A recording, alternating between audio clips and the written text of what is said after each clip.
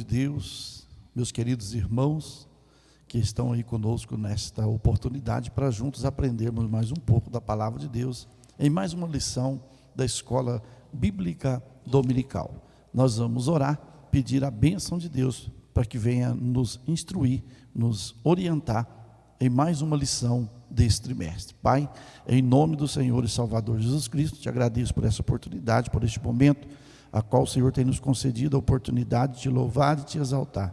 Abençoa, meu Deus, nossos irmãos, alunos que estão conosco agora, assistindo, meu Pai, esta aula, que o Teu Espírito Santo venha falar no coração de cada um, é o que eu te peço e te agradeço, em nome de Jesus. Meus queridos, nós estamos aqui para a 10ª lição. Antes de nós entrarmos na 10ª lição, nós estaremos aqui, está conosco nessa noite, ou nesta manhã, o presbítero Zezinho, para mais uma aula da Escola Bíblica Dominical, e ele que também é professor junto conosco aqui na AD Colheita. Paz do Senhor, bom dia, presbítero Zezinho. A paz do Senhor, pastor, a paz do Senhor a todos os alunos da Escola Bíblica Dominical, e que nós tenhamos esta manhã um grande proveito, um bom proveito da palavra de Deus. E a lição que nós vamos estudar é a 10ª, ou seja, a intercessão pelos Efésios. O apóstolo Paulo e a sua intercessão pela igreja de Éfeso. O texto áudio: por causa disso me ponho de joelho perante o Pai de nosso Senhor Jesus Cristo, do qual toda a família nos céus e na terra toma o nome. Efésios 3, 14 e 15. Verdade prática: devemos interceder pelos eleitos de Cristo para que eles sejam fortalecidos de poder, vivam em comunhão e exercitem o amor de Deus. A leitura bíblica em classe encontra-se Efésios capítulo 3, versículo 14 a 21. O presbítero Zezinho estará fazendo a leitura.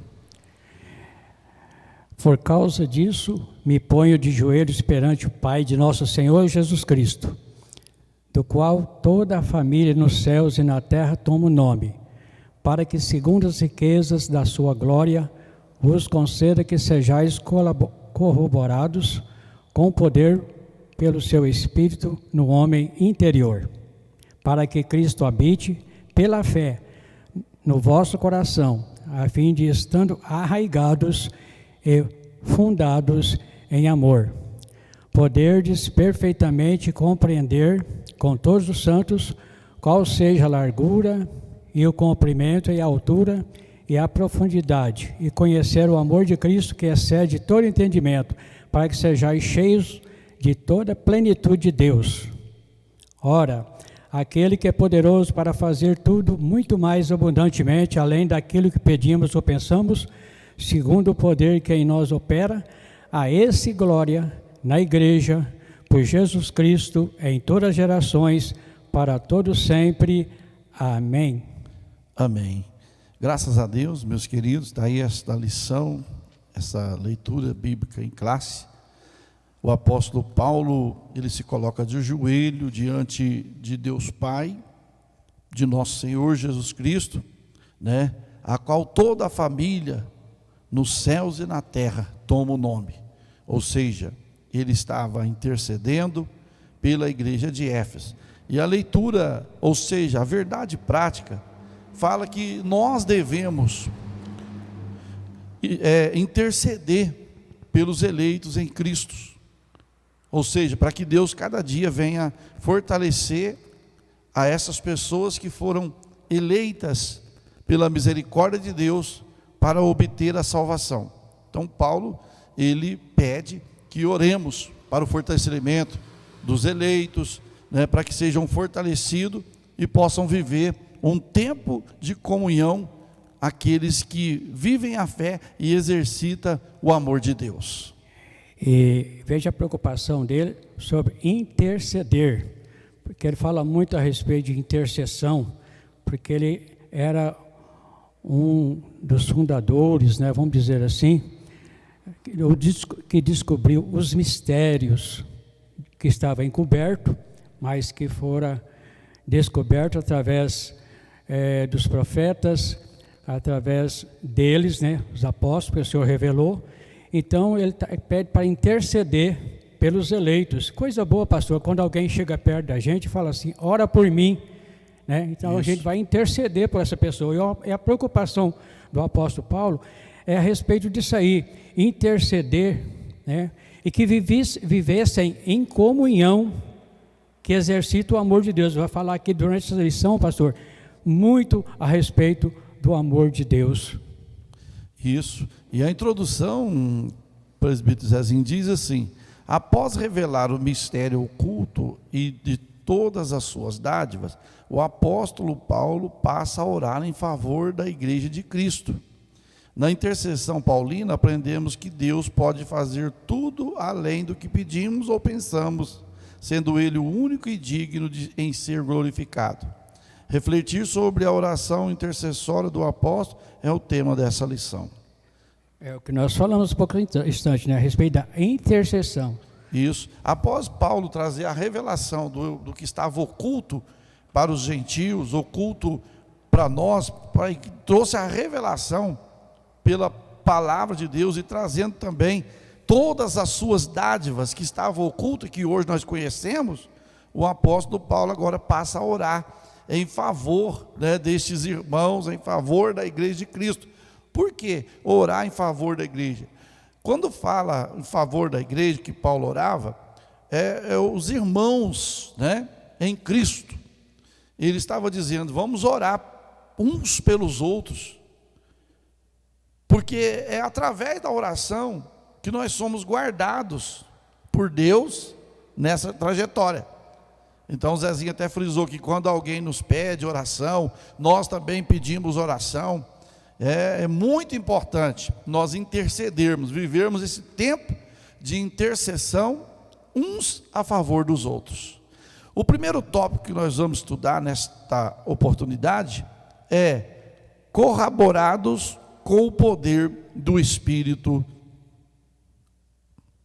O apóstolo inicia sua oração ao Senhor com um pedido duplo: o poder do Espírito no homem interior e a presença de Cristo nos corações dos crentes. Aqui nós fala sobre corroborados, quer dizer, fortalecidos com o poder do Espírito Santo. Isso. Então, o apóstolo Paulo nos mostra aqui, meus queridos, né, que nessa sua oração ele faz dois pedidos. Qual o primeiro pedido? O primeiro pedido é para que o poder do Espírito de Deus no homem interior e a presença de Cristo no coração de todos.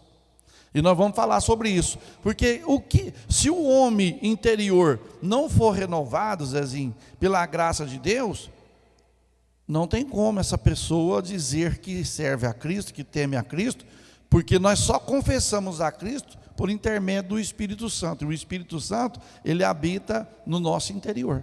Sim, se ele habita no nosso interior, pastor, então é necessário também a presença de Cristo ali, né? E como você falou aí, então a presença de Cristo no homem interior, se tem o homem interior, depois nós vamos falar que há também o homem exterior. Isso. Certinho?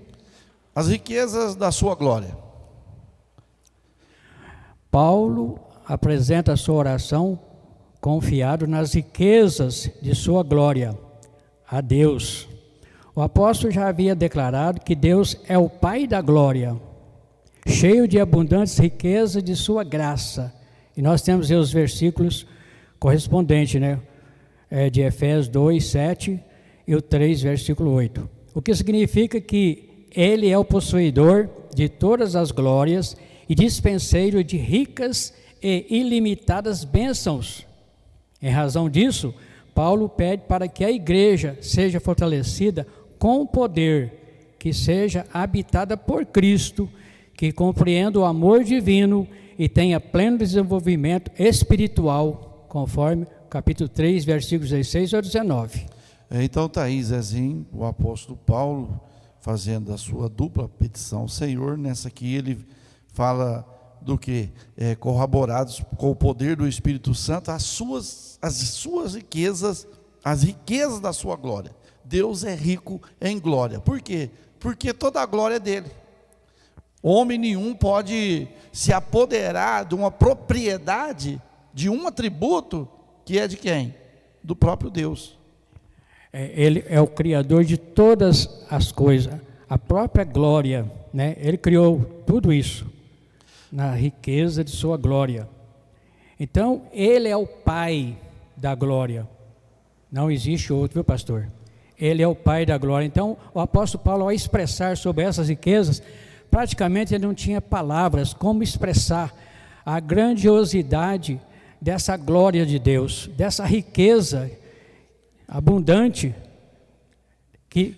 da graça, né, que Deus tem para conosco. Então, e aí nós vamos descortinando aqui e vamos vendo, né, que Ele é o possuidor de todas as glórias. Isso significa, está dizendo, isso significa que Ele é possuidor de todas as glórias e dispenseiro de ricas e ilimitadas. O que é ilimitadas? É sem limite, né? Não tem fim, não tem, as bênçãos de Deus não têm fim, elas não têm limite, né? Então, se Ele é o Pai da glória, então significa que Ele é possuidor de todas as glórias, né? E Deus, a Bíblia chega a dizer, no livro do profeta Isaías, ele chega a dizer assim, ó, que Deus não divide a sua glória com outrem, Deus não divide a sua glória com imagem de escultura, Deus não divide a sua glória com homem. Se não me falha a memória, 42:7, que Isaías vai falar sobre isso, que Deus não divide a sua glória com ninguém. Então por quê? Porque Ele é o Pai da glória, a Ele a honra, a glória e o poder, tudo é dele. E isso Ele dispensa toda essa glória, ou parte dela, para cada um de nós, pastor, que somos carentes, né, das bênçãos de Deus, da sua graça, da sua misericórdia. Isso tudo estão incluso nas coisas de Deus. Ele não nega isso para os teus servos. Então, você disse há poucos momentos que as suas glórias são ricas e ilimitadas em bênçãos. Isso.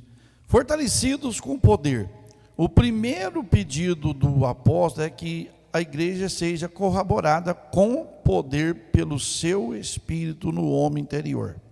Essa petição não quer dizer que a igreja em Éfeso não tivesse o Espírito de Deus, Efésios 4:1-14, mas que ela fosse continuamente revigorada com poder e consequentemente em seu fortalecimento diário.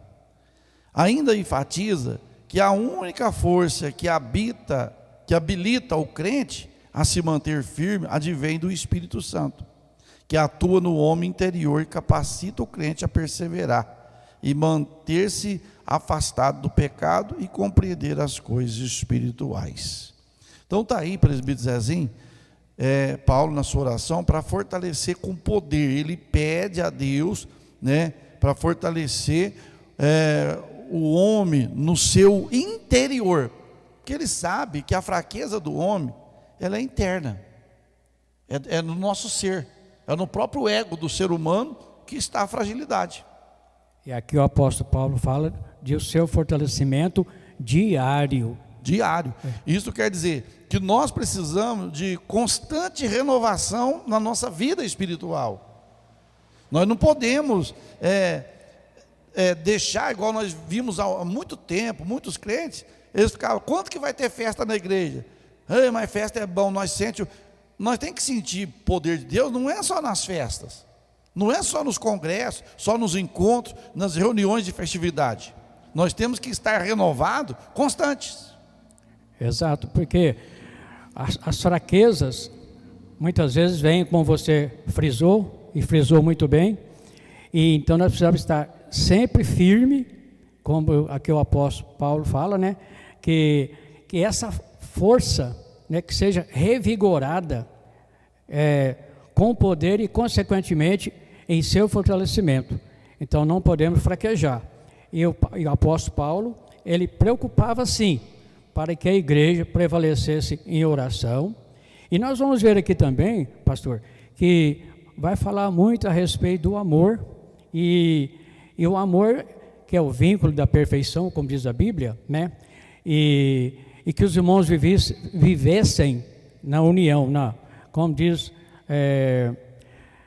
que a união perfeita, como lá em grego fala, economia, né? Então fala uma comunhão perfeita entre os irmãos, e que eles tivessem a firmeza e não vacilassem e buscassem em Deus, né? Porque o Espírito Santo habita nesse homem interior, e se ele sair dali, pastor, esse homem interior praticamente morre, porque sem o Espírito Santo nesse homem interior ele não tem vida.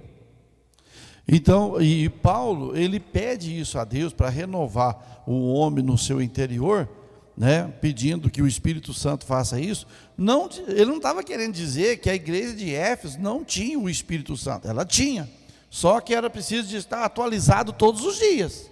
É o que nós acabamos de falar aqui, é preciso estar atualizado todo dia, renovado todos os dias, né, para que não venha cair no fracasso. Segundo, terceiro, habitação. Habitados por Cristo. O apóstolo também orou para que Cristo habitasse pela fé nos corações dos santos, o que também não significa dizer que Cristo não estivesse presente na igreja em Éfeso. No versículo em questão, o verbo grego é katoikein, significa habitação permanente, em oposição à habitação temporária, quer dizer, permanente e não temporária, viu, pastor? Essa palavra grega aqui significa habitação permanente. Isso indica que a oração apostólica era para que Cristo habitasse continuamente na vida da igreja. Assim, o ensino apostólico ratifica que sem Cristo a igreja não pode subsistir às forças do mal.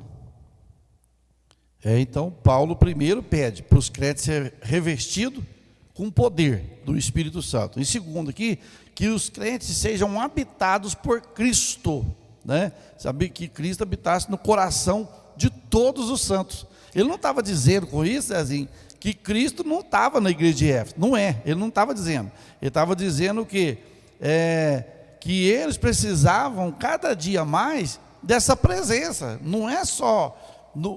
muitos acham que nós temos que ter a presença de Cristo na hora do culto na igreja, na hora das reuniões.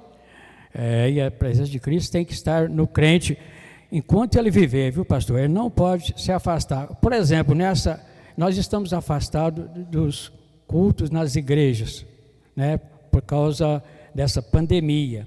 Mas uma coisa nós temos certeza, onde nós estamos, Cristo está.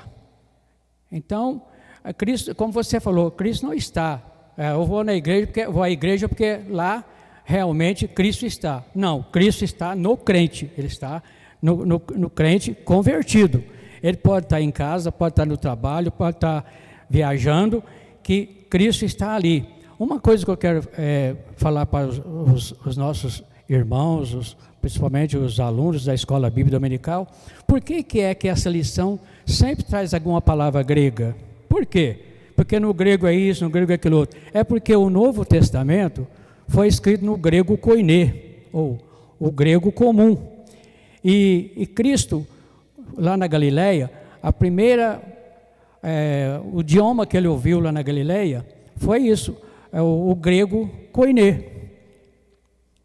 Isso. Então, meus queridos, veja bem que nesse primeiro tópico, o apóstolo Paulo, ele fala das riquezas da sua glória que foi para o crente, orou para que os crentes fossem fortalecidos com o poder do Espírito Santo, para que Cristo habitasse abundantemente na vida de cada um, né, que se aproximasse do Senhor. E nós precisamos de ter a presença de Cristo na nossa vida, não somente no templo, mas na rua, em casa, no trabalho, na escola, na faculdade, aonde quer que você esteja, Cristo tem que estar habitando na sua vida. Nós estamos ausentes, presbítero Zezinho, de estarmos cultuando a Deus presencial com todos os irmãos, mas nós estamos juntos em Cristo. Em espírito, estamos juntos. Em espírito, né? E em Cristo. Isso não afasta, não tem como, meus queridos. O inimigo pode fazer de tudo para bloquear o crente de vir na igreja, para fazer as coisas, mas não tem como ele bloquear que o crente se aproxima de Jesus, não tem jeito. Jesus está em nós. E está aí o primeiro tópico. Segundo tópico, nós vamos falar sobre os cristãos arraigados e fundados em amor. O amor é a mensagem central do Evangelho de Cristo. Um dos propósitos da oração de Paulo foi para que a igreja entendesse e exercitasse o amor de Deus. Amor, a virtude cristã. Nas Escrituras, o amor é atributo divino. Aquele que não ama não conhece a Deus, porque Deus é amor. 1 João 4, 8.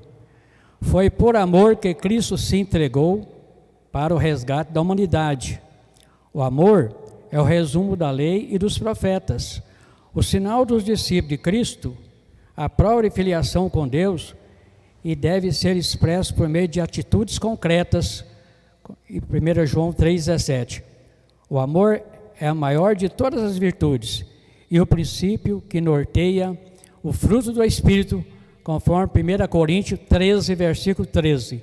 Ciente dessa relevância, o apóstolo implora a Deus para que o viver da igreja seja arraigado e alicerçado no amor. É o que diz 1 Coríntios capítulo 13, né? Paulo gastou um capítulo para falar de amor.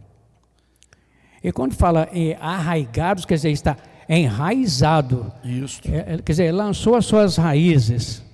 Então, o cristão, ele está enraizado, né, nas profundezas ali. Vê uma árvore é para estar bem fixada, ela tem que estar bem enraizada. Assim é o cristão. Além dele estar bem enraizado em raízes profundas, então ele vai pegar todos os seus nutrientes para o seu sustento. E além dele estar bem enraizado, ele está também edificado na rocha, como nós falamos na lição anterior. E essa rocha é Cristo. Quer dizer que ele está muito bem fortalecido, bem seguro. Isso.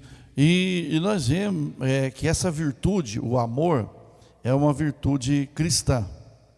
O cristianismo, a base dele, né, da sobrevivência, Cristo, cabeça, e a essência maior, o amor.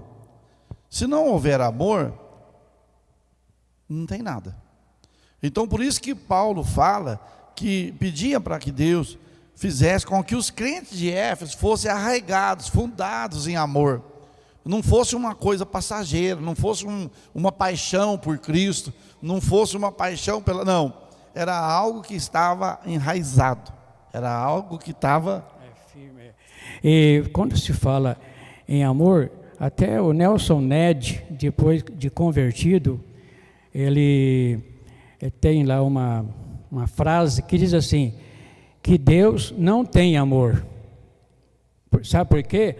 A Bíblia diz que Ele não tem amor, porque Ele é amor, certo? Porque possuir uma coisa, né, é algo importante, mas a pessoa ser aquilo, quer dizer, Ele é amor.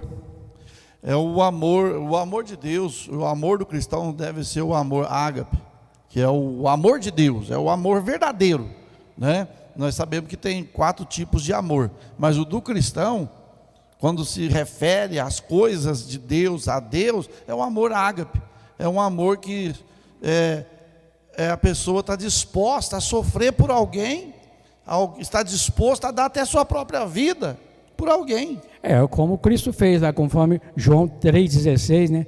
Porque Deus amou o mundo de tal maneira que deu o seu Filho unigênito, para que todo aquele nele cresça, não pereça, mas tenha vida eterna. Está aí o grande amor de Deus. Segundo, ele vai falar que arraigados e fundados em amor. Após rogar ao Pai pelo poder do Espírito Santo e a habitação de Cristo, o apóstolo clama para que a igreja possa também compreender e praticar o amor. A expressão arraigados e fundados em amor compara os santos como uma planta bem enraizada e uma casa bem alicerçada. Indica que sem amor a vida cristã não tem sustentação alguma. 1 Coríntios 13, 13. Por causa disto, o apóstolo insiste pela total compreensão de qual seja a largura e o comprimento, a altura e a profundidade do amor divino. O uso dessas expressões aponta para a vastidão do amor de Cristo, que excede todo entendimento, e indica que a lógica humana não pode mensurar o amor de Deus. O amor de Deus é muito grande, conforme que diz, mensurar, quer dizer, medir esse amor. Não tem como, é o Não tamanho, né? O comprimento, a largura, não tem como. A profundidade. Só de você ver a expressão de João, Deus amou o mundo de tal. Como você explica a palavra tal? Não tem, singular, né? Não tem como, é enorme, não tem como medir. Então, meus queridos, Paulo pede aqui para os crentes serem arraigados e fundados em amor. É porque o amor é tudo, né? Ainda mais esse amor de Deus, o amor superior ao amor de mãe, né? Você vê que uma mãe, ela se lança ao fogo para salvar um filho ali, não é? Agora, veja bem, e o amor de Cristo é acima de tudo, porque ele morreu, deu a sua própria vida, porque para justificar o grande amor que o Pai tinha por ele, né? E pelo povo perdido, porque o povo estava perdido, mas Jesus morreu não só por uma pessoa, ele morreu por todos nós. Pode uma mãe esquecer de tanto seu filho que cria, como está escrito lá em Isaías? Sim, mesmo que essa esquecesse. Eu, porém, jamais esquecerei de vós. Esta foi a palavra de Deus. É por isso que o apóstolo Paulo, ele tenta explicar para os irmãos e insiste pela total compreensão, qual seja a largura, o comprimento, a altura, a profundidade do amor divino. Você não vai chegar no denominador comum, porque não tem como expressar. O apóstolo Paulo não encontrou aí palavras para expressar. Você vê que ele gastou aqui em Éfeso, e lá em Romanos ele vai falar também. Quem pode nos separar do amor de Deus? Lá no versículo 39 ele vai falar lá, porque ninguém conhece a largura, a profundidade, porque é imenso, não tem como. Às vezes as pessoas levam as coisas na brincadeira, mas o quanto que Deus ama o ser humano, Zezinho, que o ser humano muito não reconhece esse grande amor. Esse aí eu já falo, esse aí já é o homem exterior, né? O homem exterior é só ver as coisas dos olhos assim, e deseja a sobra da carne praticamente. O homem exterior está lá, mas o homem interior, ele tem uma visão diferente, né? Terceiro, a intensidade do amor de Cristo. A intensidade do amor de Cristo. Consciente de que somente o Espírito pode fazer entender e experimentar a grandeza do amor de Deus, Paulo pede para que os crentes conheçam a intensidade do amor de Cristo, conforme Efésios 3, 18 e 19. A ênfase recai em que Cristo nos amou e ainda nos ama, e que por isso devemos amar uns aos outros, conforme 1 João 4, versos 10 e 11. O apóstolo sabe que o esforço humano não pode atingir essa meta. Assim, ele acrescenta esse pedido à oração, para que os crentes sejam cheios de toda a plenitude de Deus, conforme Efésios 3, 19. Está aí, intensidade do amor de Cristo. Intensidade, né? É intenso, que você não consegue medir. A intensidade, a grandeza, não tem como você medir o amor de Cristo. O amor do Pai e agora o amor de Cristo, né? Que é grande. A gente vê que é grande, Zezinho, porque se você imagina passar o que Jesus passou, sofrer o que Jesus sofreu na cruz, em vida, quando ele estava em vida, o quanto que os homens o aborrecia, os homens caluniavam, até os seus próprios irmãos falou mal de Jesus, mas mesmo assim, com todo o sofrimento, com toda a luta, com toda a perseguição, Cristo ainda nos conseguiu amar. Por isso que o apóstolo Paulo aqui pede insistentemente, né, para que os crentes conheçam a intensidade desse amor. Então Paulo, ele frisa, ele pede com segurança, né, com insistência, para que eles prevaleçam nesse amor, que é um amor que sobre todos, né? Não tem um amor como esse que nós falamos no início. Então, pastor, muitas vezes nós fazemos alguma coisa para uma pessoa, às vezes para defendê-la, porque ela é uma boa pessoa, e não compensa, não queremos vê-la sofrendo. Muitas vezes a gente entra nessa briga aí para defender uma pessoa justa, né? E muitas vezes a gente não entra. Mas veja bem, Cristo entrar nessa área para defender um criminoso, defender uma pessoa pecadora, uma pessoa inimiga do Pai, porque nós éramos inimigos de Deus por causa dos nossos pecados. É um grande amor mesmo, irmão. Então, esse amor deve ser preservado em nossos corações. Jamais deixar que esse amor afaste de nós. Porque, olha, eu não faria isso, pastor, sinceramente. Apesar de que eu tenho Cristo na minha vida, mas eu dar a minha vida para defender um criminoso, para defender um ladrão, eu não faria isso, né? Mas Cristo não olhou para esse lado. Por isso que a Bíblia diz que Deus olhou dos céus à terra e não viu um justo sequer. Todos os pecados destituídos estavam na glória de Deus. Mas Cristo veio para salvar esses tipos de pecadores, reconciliar os pecadores com Deus, para que eles se tornassem filhos de Deus, não pelos méritos dessas pessoas, mas pelos méritos de Jesus Cristo. E Paulo também sabia, né, que o esforço humano, por mais que nós esforcemos, não pode atingir essa meta.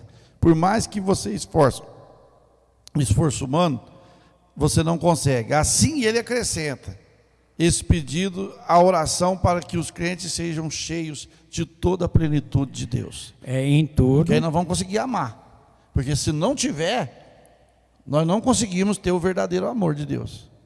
É verdade, o apóstolo Paulo mesmo citou num capítulo, versículo, me parece que lá em Romanos ou Coríntios, mesmo que ele desse, mesmo que ele falasse a língua dos anjos, mesmo que ele desse tudo que ele tinha aos pobres, mesmo que ele desse o corpo dele para ser queimado, mas não tivesse amor, não adiantaria. 1 Coríntios 13, né? Capítulo 13 é o capítulo que ele gastou só para falar. E as pessoas, uma coisa interessante, né? Ele fala que eu posso conhecer os mistérios de Deus, eu posso ter os dons na minha vida, mas se não tiver amor, não resolve. Então o cristianismo, ele é feito de amor. E agora eu vou dizer uma coisa para você, que eu tenho batido nessa tecla para a nossa igreja, para os nossos irmãos: o amor na prática, não o amor na teoria, mas na prática.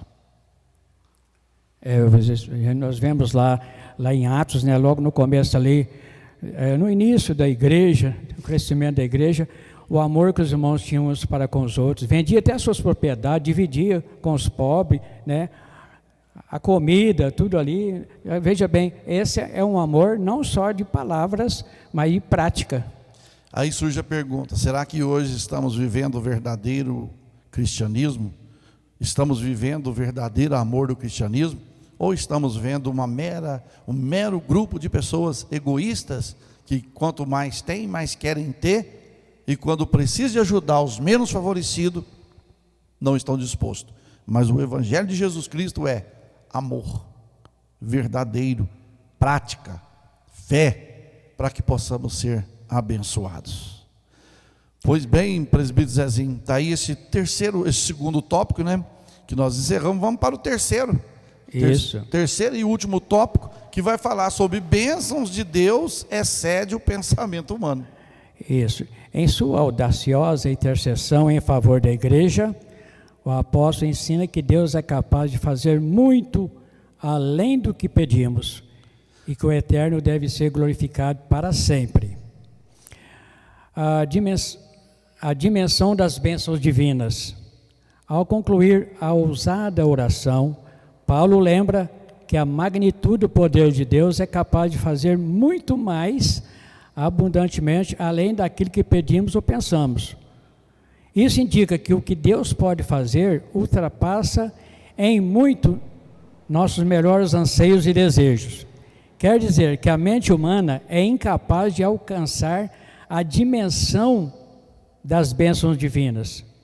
Nesse sentido, Paulo declara que as coisas que se quer subir ao coração do homem são as que Deus preparou para os que o amam, conforme 1 Coríntios 2,9. Essa instrução mostra que os pensamentos do Senhor são muito mais altos do que os nossos, conforme Isaías capítulo 55, versículo 9.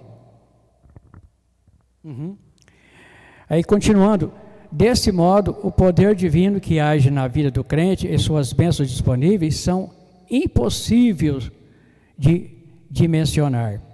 A grandeza do poder do nosso Deus é capaz de responder para além das mais corajosas orações, conforme 1 Reis, capítulo 3, versos 5 ao 14. Está aí, presbítero Zezinho.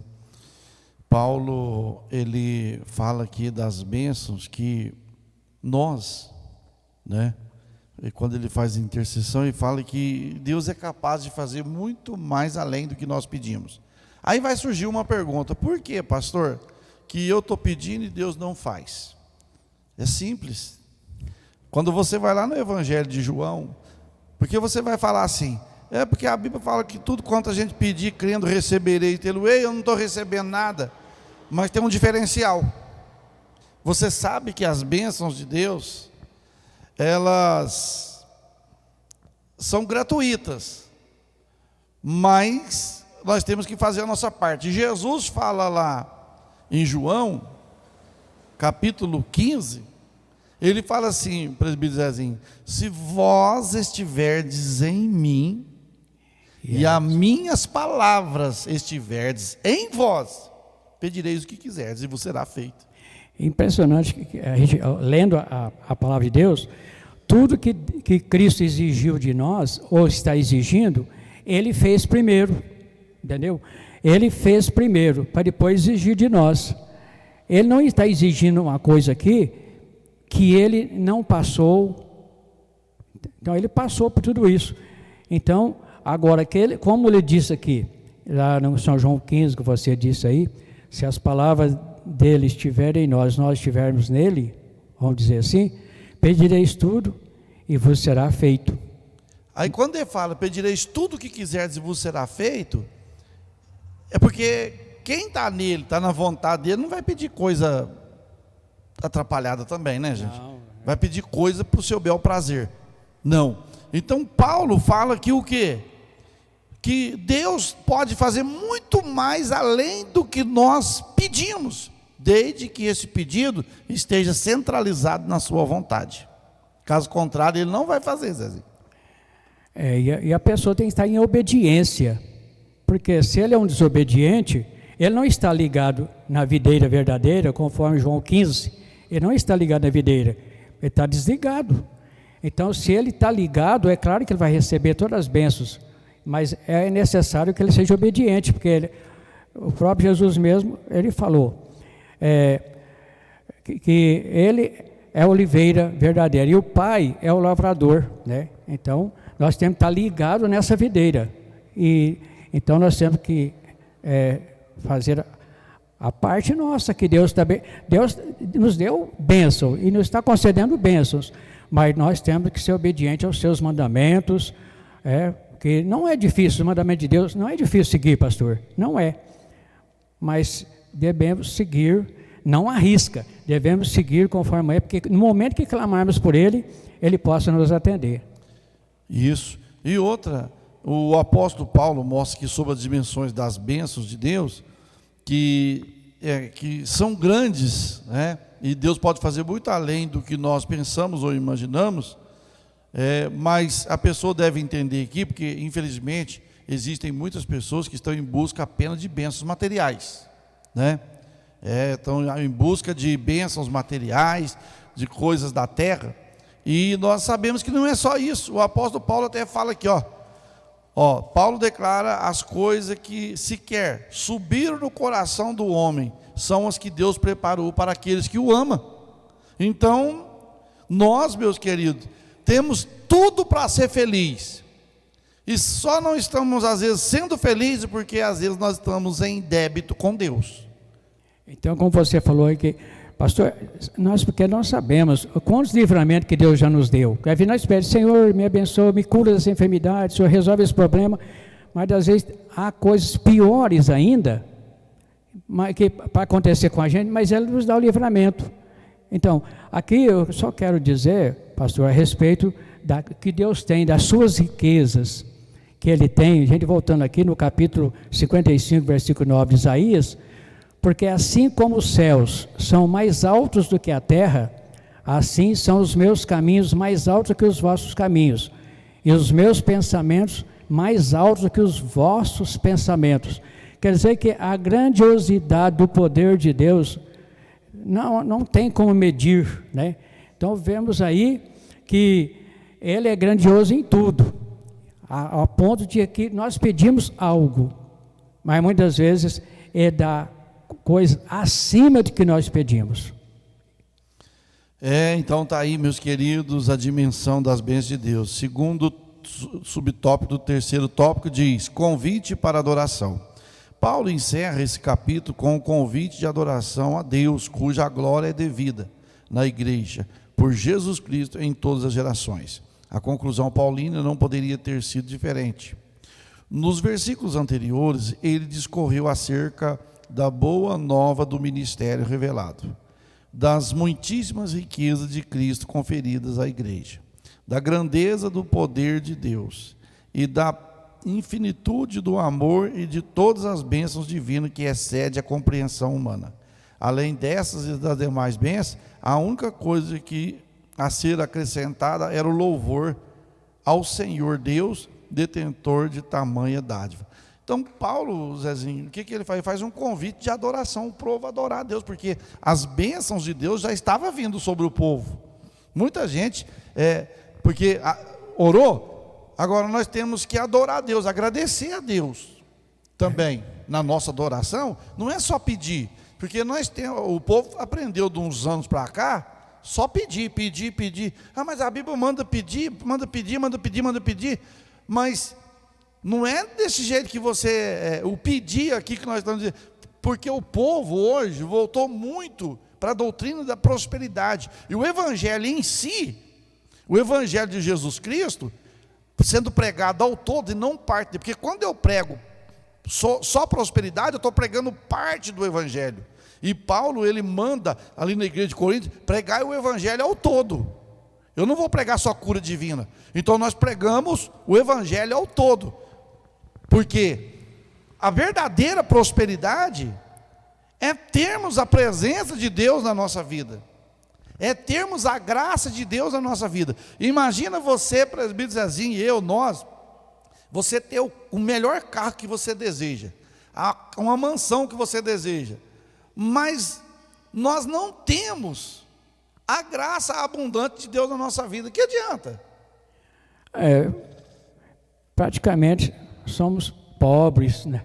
Espiritualmente pobres, não temos nada, porque as coisas materiais são passageiras, mas as espirituais são eternas.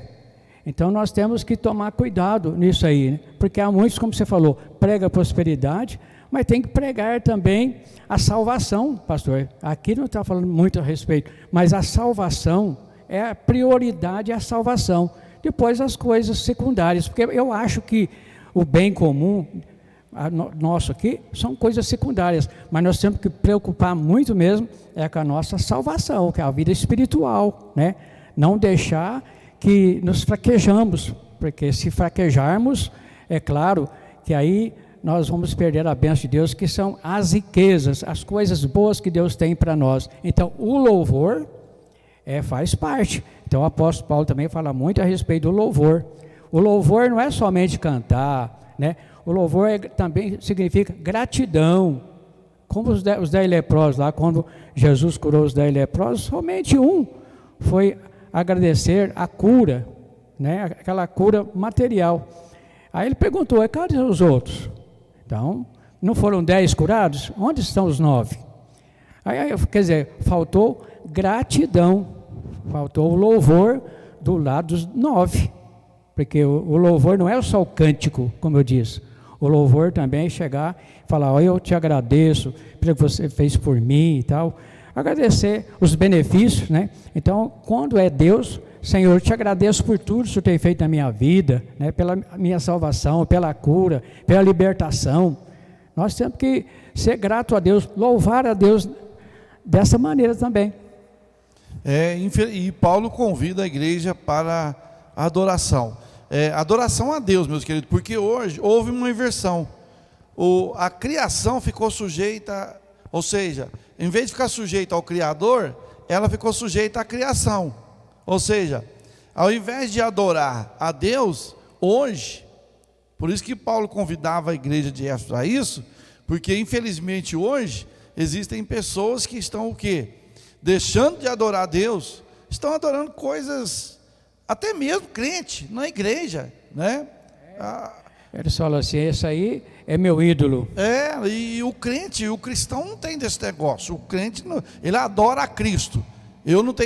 Você não tem esse negócio. Eu sou fã de fulano. Não, sou de Jesus. Não tem esse negócio de ser fã. Nós temos o que é de ser adorado é o Senhor Jesus. Pronto, acabou. O resto. Terceiro tópico. A glória devida a Deus. Finalmente, Paulo prossegue a ensinar que Deus deve ser glorificado na igreja e em Cristo. Quer dizer que os atos de louvar e glorificar a Deus fazem parte dos propósitos da instituição da igreja. A igreja nunca terá glória em si mesma, pois toda a glória é exclusivamente tributada para Deus por intermédio da obra de Cristo, conforme Salmo 115, verso 1, e João 13, versos 31 e 32. Em sua oração, o apóstolo anela que essa postura de adoração e exaltação a Cristo perdure por todas as gerações. E aí enfatiza seu pedido com a frase, para todos sempre, conforme Efésios 3, 21. O que significa que deve ser praticada por todos os crentes. Então está aí a glória devida a Jesus, a Deus, né? Que nós devemos dar, que Ele seja glorificado. Quando fala dar a glória devida a Deus, eu já vi assim muitas vezes pregadores dizer assim, a plateia está bastante irmãos, está aqui dezenas, centenas, milhares de pessoas. Ele diz, vamos dar glória a Deus, irmão, dá glória a Deus. Se você não der glória a Deus, você vai ser comido de bicho. E aqui Paulo fala, dá a glória devida a Deus. Não é lógico que no templo todos nós, aleluia, glória a Deus, aleluia, glória a Deus. Mas essa de Cristo ser glorificado, é de nós não mancharmos o nome de Cristo. Por quê? Nós não vivermos segundo os rudimentos deste mundo. Porque nós não vivendo segundo os rudimentos desse mundo, quem vai ser glorificado? Cristo. Aquele fulano lá verdadeiramente é crente. Glória a Deus, que rapaz é crente. Mas a pessoa, irmão, a pessoa que é grata a Deus por tudo, não precisa pedir para ele dar glória a Deus, não precisa falar para ele dar aleluia, de dentro dele mesmo, porque o homem interior, né? Porque o homem interior, ele já sente, é grato a Deus por tudo. Então não precisa falar para ele, glorifica a Deus, dá aleluia, porque isso aí ele vai brotar de dentro para fora, vai brotar isso dele. Então, o apóstolo Paulo diz que isso aí deve ser perdurado por todas as gerações, né? Gerações futuras. E por todos os crentes, né? Ser praticado por todos os crentes, né? Tem um versículo lá no livro do profeta Isaías, não me lembro agora, fala assim, e que não haja silêncio no meio de vós, né? Às vezes glória a Deus, né? Faz bem para a saúde espiritual, glorificar o nome do Senhor Jesus, né? Às vezes, igual nós temos o costume de glorificar a Deus em alta voz, e às vezes muita gente, às vezes até diz, não precisa disso não, que Deus não é surdo. Mas Se você olhar na palavra de Deus, a maioria das pessoas que seguiam Jesus, que foi atrás de Jesus, gritavam, chamava em alta voz por Jesus. Então, nós não podemos ser censurados de ter o tom ou maneira de adorar a Deus. É lógico, depende do ambiente também. Você não vai estar dentro do hospital dando glória a Deus, orando em alta voz dentro do hospital, não tem como, né? Mas devemos dar glória a Deus. Pastor, eu falava aqui no início a respeito do homem exterior. Também tem o interior e exterior. Diz assim, está em 2 Coríntios, capítulo 4, versículo 16. Por isso, não desanimamos. Pelo contrário, mesmo que o nosso homem exterior se corrompa, contudo, o nosso homem interior se renova de dia em dia. O apóstolo Paulo mostra aí, ainda que o nosso homem exterior se corrompa, porque a lei da gravidade não tem como mudar ela. Então o homem exterior nosso, ele se acaba, ele se corrompe. Corrompe porque, você lembra quando você era jovem? Lembro. Adolescente? Suas forças hoje é a mesma? Não. Então o seu homem exterior está o quê? Está em decadência. Está se corrompendo. Não é que está corrompendo com o pecado, está corrompendo com Cristo. A matéria, a né? matéria coisa que eu fazia há 10 anos atrás, eu não dou conta mais de correr, de sair correndo. Não tem como. É porque o homem exterior, agora o de dentro, não, o de dentro se renova. Agora o de fora não tem jeito de renovar. Como é que você vai renovar? Não tem como. Vai ficar indo lá fazer prática, esticando, não tem jeito. Né? Verdade. Mas é muito importante a gente for olhar isso, né, para você ver que o nosso homem exterior, ele se corrompe, mas o interior se renova de dia em dia, renova com a graça e misericórdia do Senhor. Conclusão, a ousada intercessão de Paulo anelava o fortalecimento da igreja. O apóstolo tinha ciência de que o perseverar do cristão dependia de 4 princípios basilares, os quais ele pediu a Deus em oração. Primeiro, fortalecimento de poder. Segundo, a presença plena de Cristo. Terceiro, o intenso exercício do amor de Deus e o contínuo crescimento espiritual até encontrar a perfeição. Durante esse processo, o povo de Deus deve glorificar em todo o tempo. Amém. Que Deus abençoe os nossos irmãos. Está aí esta lição importantíssima para a nossa vida, meus queridos. E nós vamos ficando por aqui, né, presbítero Zezinho? Agradecendo a Deus. Isso, e essa lição foi muito maravilhosa. E a seguinte, será melhor ainda, viu? Os irmãos não podem perder de maneira alguma atributos da unidade da fé, humanidade, mansidão e longanimidade. Não perca. Que Deus continue te abençoando. Nós vamos orar agradecendo a Deus. Ore, presbítero Zezinho. Senhor nosso Deus, Pai de nosso Senhor e Salvador Jesus Cristo, nós agradecemos, Senhor, por esta lição que por hora aprendemos muito e que nós possamos ser aquele crente fiel, aquele crente enraizado, alicerçado em Ti. Abençoa todos os alunos da escola bíblica dominical, para que eles, meu Deus, possam tomar como base o amor. O apóstolo Paulo orou e pediu em favor da igreja, para que todos ficassem firmes e não vacilassem. Então a preocupação de cada um de nós, ó Senhor, é orar uns pelos outros, e para que ficamos firmes até o dia da volta do Senhor, até que cheguemos à estatura de varão perfeito. É o que nós te pedimos e te agradecemos. Em nome de Jesus. A graça do Senhor Jesus, o amor de Deus, a comunhão do Espírito Santo permaneça sobre todos vós, hoje e sempre. Amém. Deus